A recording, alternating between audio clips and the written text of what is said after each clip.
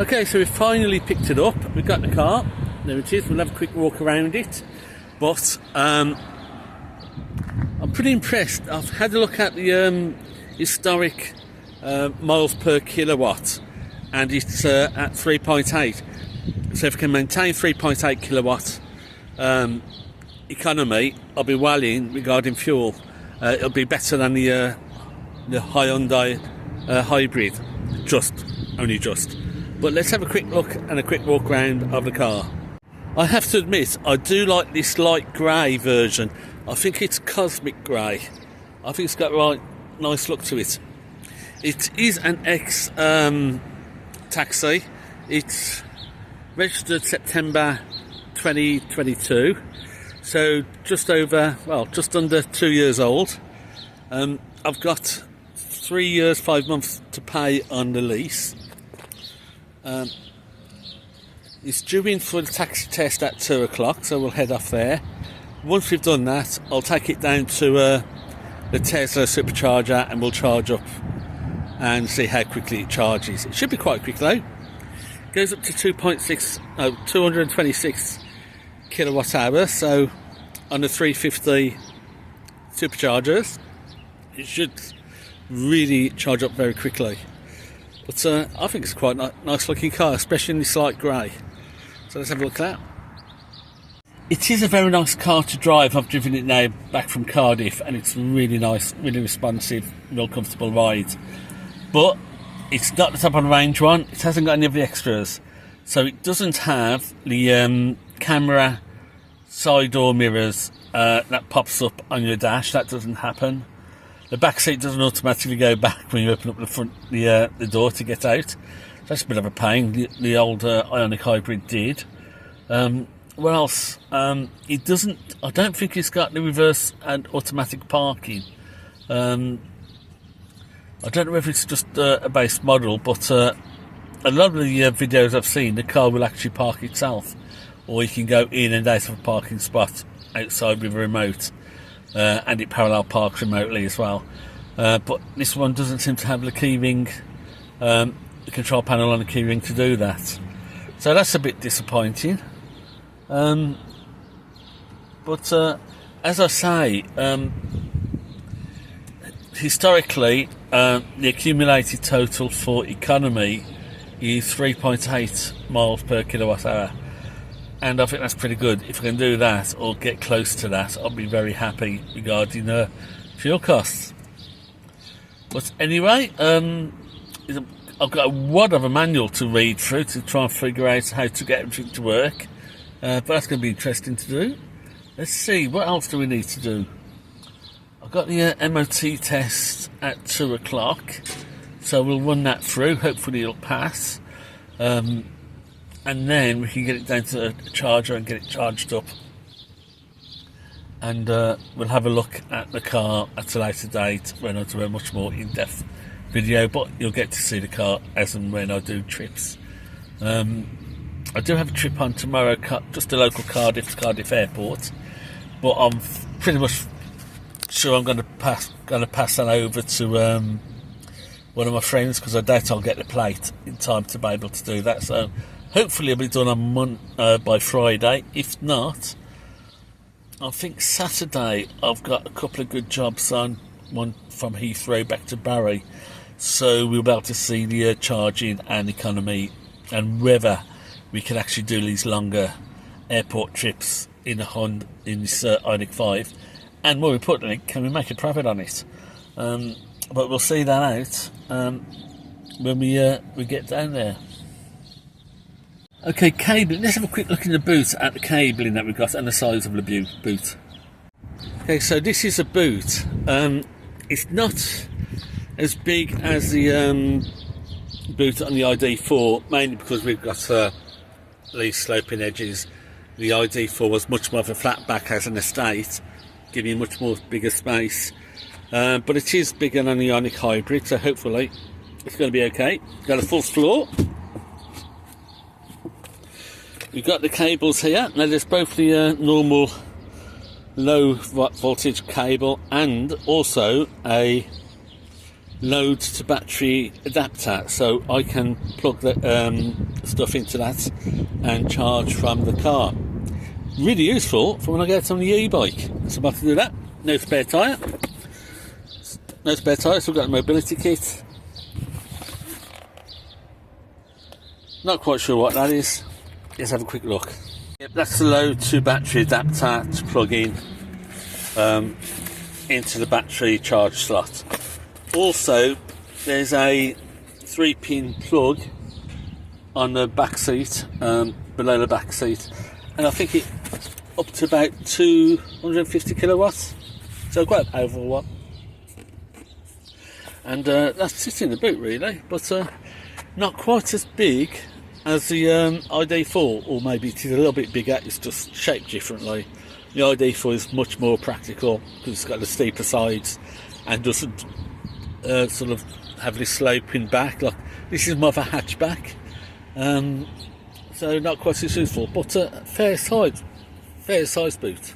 Right, we also have a trunk. I might be able to store a few emergency fishing rods. I've got small telescopic fishing rods and some gear in that, so on my travels, if I come across a good fishing spot, I can just jump out of the car and do a bit of fishing. Yeah, a fairly decent sized trunk. Oh yeah, the other thing that's missing on this car, which I've seen on the videos and YouTube videos, is that I thought the door handles popped out as you approach the car. This one doesn't, it's manual, unless there's an off switch that I can turn them on and turn them off. I've had a quick look at the manual and I'll put it straight back. This.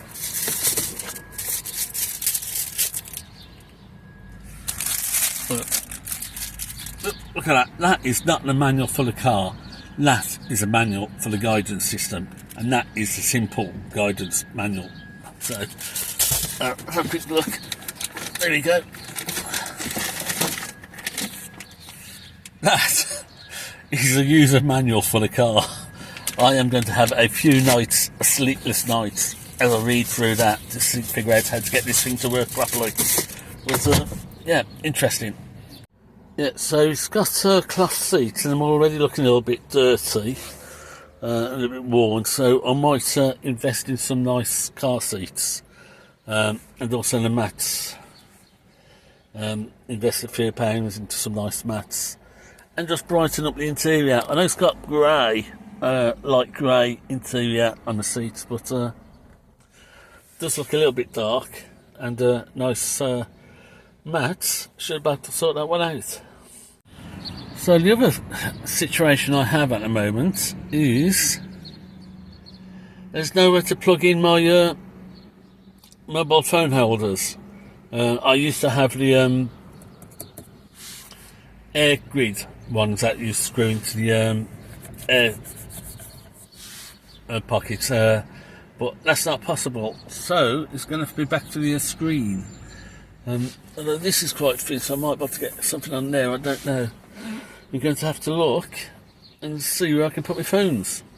So down below here we've got a 12 volt plug, 180 watts, so I'm able to plug in my fast chargers if needed.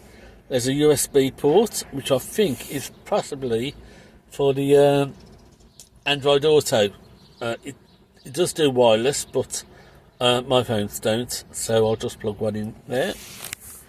Back here we've got two more USB ports and a wireless charger, and I believe at the back, there's also another two in the column, armrest column. There's two, and that's the other thing which this isn't. A lot of them. This is supposed to be a sliding version, but this is obviously not a sliding version. So I think this is pretty much a basic model Ioniq 5. But it's still very, very nice. Still lots of stuff that's pretty impressive. So another 40 minutes to the MOT test and to find out if this is actually going to work or not. Oh yeah, one of the positive things about this car compared to the older Ioniq hybrid, I can turn off the back seat belt warning, so I don't get that 30 seconds of pinging. I can go to driver assistance mode, safety assistance, and turn off the rear passenger warning peeps. Fantastic. Well, that's pretty awesome. Flew straight for the MOT. So I got my MOT. So hopefully the plate should be ready fairly soon. Maybe tomorrow, Friday, something like that. But let's head off to Tesla and give this a charge and see how quickly it charges.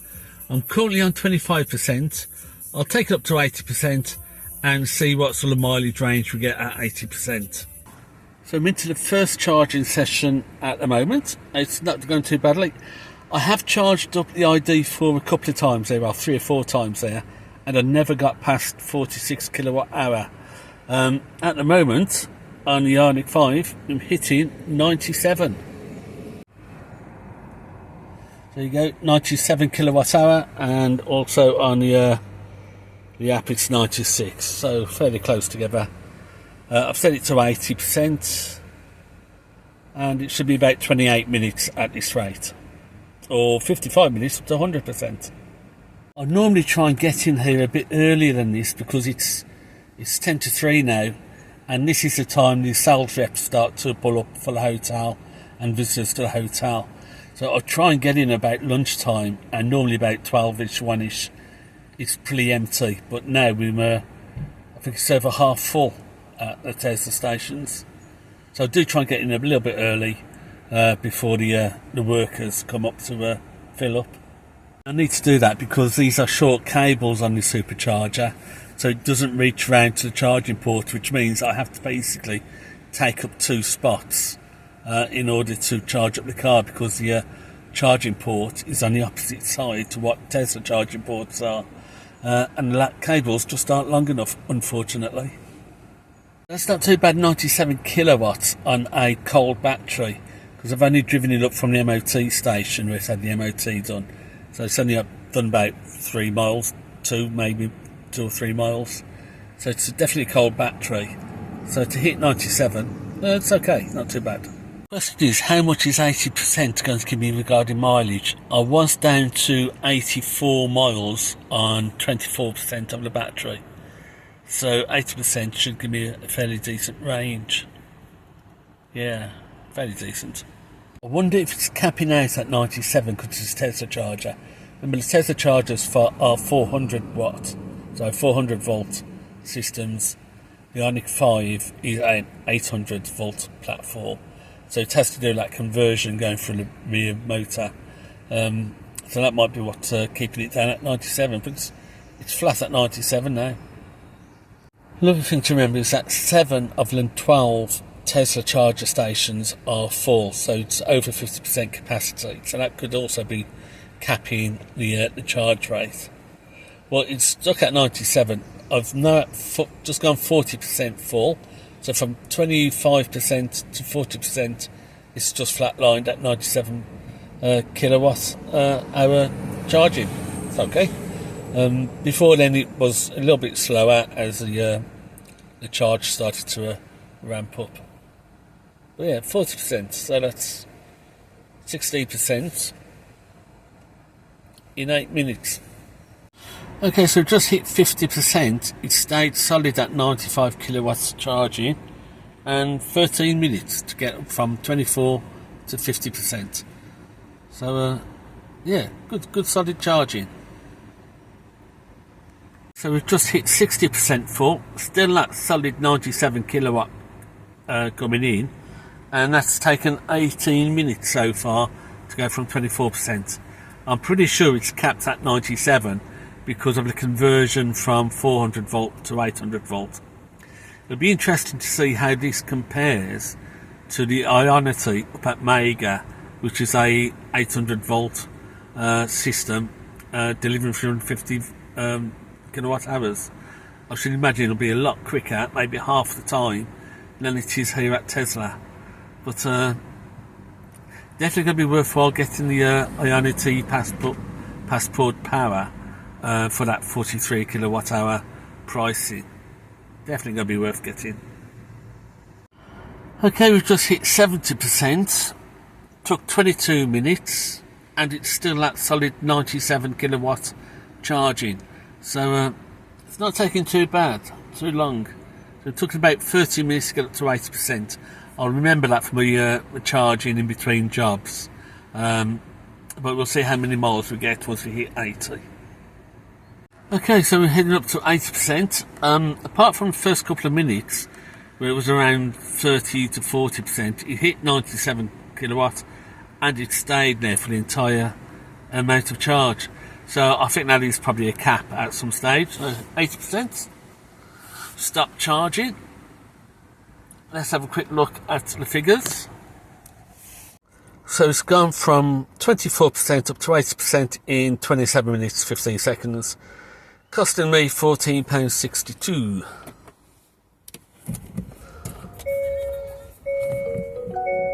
Let's have a look at I've got